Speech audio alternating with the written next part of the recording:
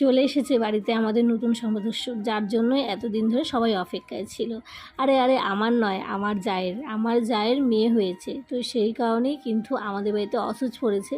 আর অসুচের আজকে শেষ দিন, তো দেখো বাড়ির সমস্ত কিছু কিন্তু ধোয়া কাচা করে নিতে হয়েছে, যেহেতু আমাদের মধ্যে না বাচ্চার অসুচটা একটু বেশি মানা হয়। আর যেহেতু আমি নিজেও প্রেগনেন্ট, তো সেই কারণে কিন্তু আমি একটু কাজটা কমই করেছি, সমস্ত কিছু আমার শাশুড়ি মাই করেছে। কিন্তু ঘর বাড়িগুলো তো এখন গুছাতে হবে না, যে যত কাপড় ধোয়া হয়েছে এগুলো এখন যদি না গুছাই বাড়িঘরের মানে দেখতে একদমই কিন্তু খুব খারাপ লাগছে।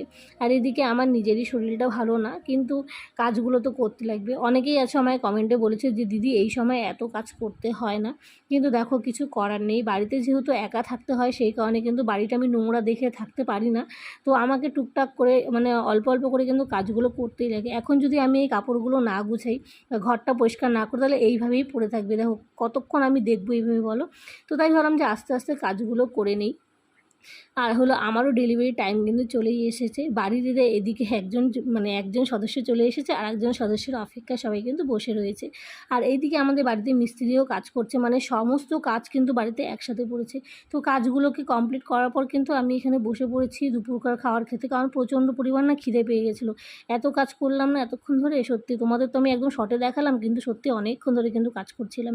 এখানে একদম নর্মাল খাওয়া রান্না করেছি আজকে, সোয়াবিনের তরকারি, ফুলকপি তরকারি, আর হলো এদিকে পটল ভাজা। যেহেতু নিরামিষ, একদমই সিম্পল একটা রান্না করেছিলাম সকাল সকাল। তো যাই হোক, আমি খাবারটা খেয়ে নিই। তো ভিডিওটা কেমন লাগলো অবশ্যই জানিও, আর কী করা উচিত এই সময় অবশ্যই বলবো।